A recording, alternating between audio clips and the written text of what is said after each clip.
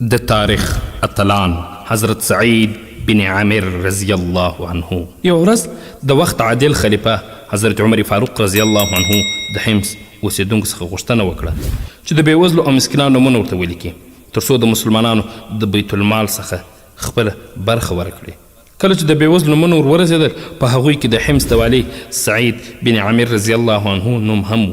د دې نوم په کتو سره حضرت عمر رضی الله عنه حیرانه سو چې د حمص والی د حمص د فقیرانو څخه دی.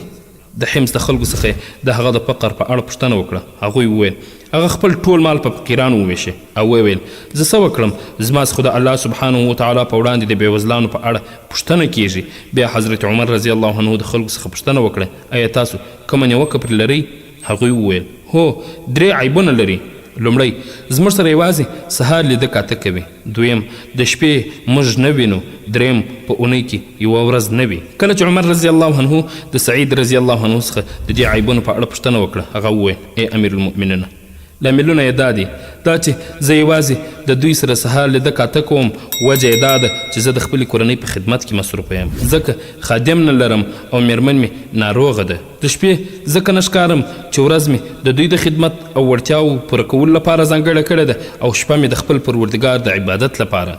دا چې په اونۍ کې یوه ورځ نه یم، په دې ورځ کې خپلې جامې مینځم، بیا د وچېدو انتظار کوم، ځکه همدا یوه جوړه لرم. حضرت عمر رضی الله عنه چې کله د والي خبرې واورېدې په ژړا سو.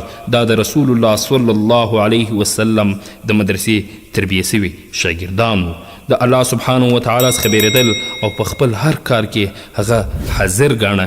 رب عز وجل دې زموږ په مسلمینو کې همدا احساس راژوندی